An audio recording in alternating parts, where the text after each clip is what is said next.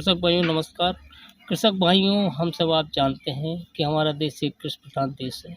यहाँ के अधिकांश लोगों की आबादी हमारी कृषि पर ही निर्भर रहती है और हमारे यहाँ पर नमामि गंगे परियोजना के अंतर्गत जैविक खेती का कार्य किया जा रहा है, जो कि कार्यकारिणी संस्था यहाँ पर फ्यूचर फूड्स जयपुर राजस्थान की कार्य देख रही है। हमारे यहाँ पर 50 क्लस्टर बनाकर जैविक खेती का कार्य किया जा रहा है, जिसमें से 5 क्लस्टर हमारे साथ हमारे राम अवतार वर्मा जी हैं, जो जैविक खेती के एक्सपर्ट हैं। वो 5 क्लस्टर पर यहाँ पर जैविक खेती का कार्य करवा रहे हैं। वर्मा जी वैसे तो हमारे ख्याल से 4 से 10 साल से जैविक खेती करते आ रहे हैं, लेकिन जब से यहाँ पर नमामि गंगे का प्रोजेक्ट आया है, तो सर्वप्रथम हमारे वर्मा जी को ही चिन्हित किया गया था। कृषक भाइयों, आज की जानकारी बहुत ही महत्वपूर्ण होने जा रही है, तो मेरा अनुरोध है कि आप वीडियो को शुरू से आखिर तक पूरा देखें, इसको बिल्कुल ना करें। और जानकारी अच्छी लगे तो कृपया हमारे चैनल को सब्सक्राइब करें, लाइक करें। और अन्य कोई जानकारी अगर वर्मा जी से आपको चाहिए हो तो डिस्क्रिप्शन में मैं वर्मा जी का नंबर भी दे दूंगा, तो आप कमेंट कर सकते हैं, हमारे वर्मा जी से बात कर सकते हैं। इन्हें जैविक खेती में बहुत ही अच्छा अनुभव है। तो अब वीडियो शुरू करते हैं। वर्मा जी नमस्कार। वर्मा जी, हमारे चैनल पर हमारे कृषक दर्शकों के लिए थोड़ा सा मार्गदर्शन करें। तो कृषक भाइयों, आपको बताएं, इस समय जो है गन्ने की बुवाई का समय चल रहा है। हमारे जो कृषक सरसों काट चुके हैं, उन्होंने पहले से ही योजना बना रखी थी कि सरसों के बाद गन्ना करेंगे, क्योंकि सरसों कटने के बाद गन्ना बुवाई का सबसे अनुकूल समय होता है और इस समय ऐसा टेम्परेचर होता है कि गन्ने का जर्मिनेशन बहुत अच्छा होता है। कभी कभी ऐसा होता है कि हमारे कृषक लोग जो हैं गन्ने की बुवाई के समय छोटी छोटी बातें उनको अनदेखा कर देते हैं। बड़े बड़े तो काम सारे कर लेते हैं, फर्टिलाइज़र लगाना और पानी का प्रबंधन करना, अपना श्रम पूरा देना, सब कुछ करते हैं, लेकिन छोटी-छोटी बातों को जो अनदेखा कर देते हैं, उससे एक हमारे उत्पादन पर बहुत बड़ा प्रभाव पड़ता है। उससे हमारे किसान भाइयों का नुकसान होता है।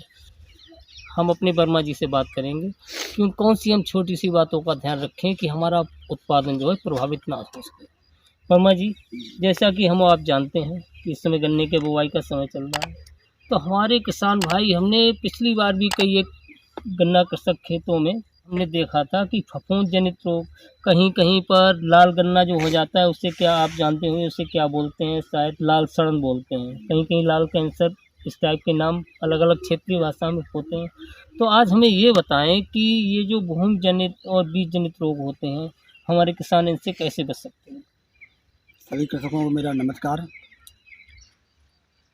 आज हम बताते हैं कि गन्ने की बुवाई के समय चल रहा है और गन्ना बुवाई के समय हमें जैसे पीएसबी कल्चर है, बिबूरिया बेथाना है, इसका भी इस्तेमाल कर सकते हैं। मगर इन सब में से जो हमारा ट्राइकोडर्मा है वो बहुत ही महत्वपूर्ण है गन्ने के लिए जी। तो गन्ने के लिए जो ट्राइकोडर्मा है वो क्या है? ट्राइकोडर्मा एक मित्र फफूंद है जी।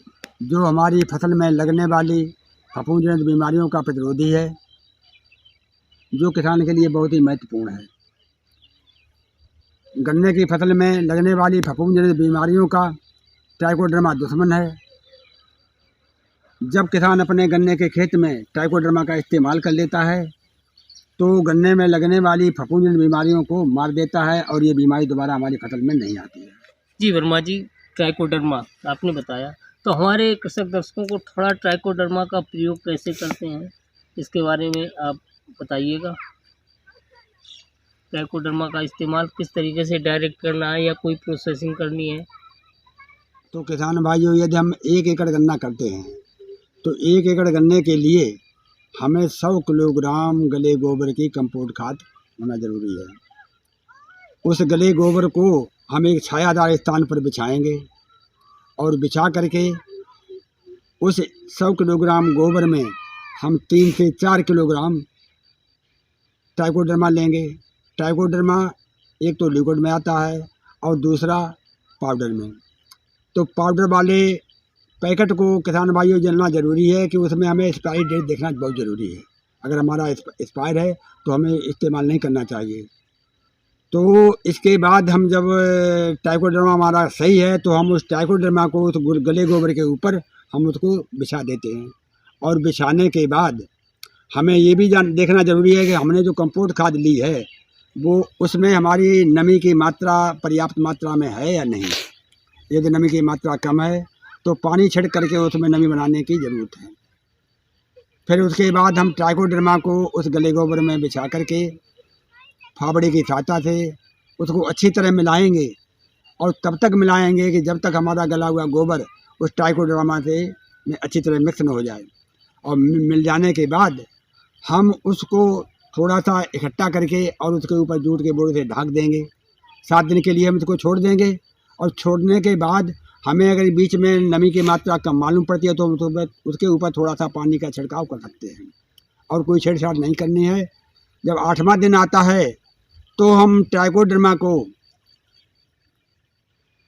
देखते हैं कि इसकी परत के ऊपर कंपोस्ट खाद के ऊपर सफ़ेद गुलाबी रंग की परत बन जाती है तो हमको जान लेना चाहिए कि हमारा ये गला हुआ गोबर ट्राइकोडर्मा में परिवर्तित हो गया है।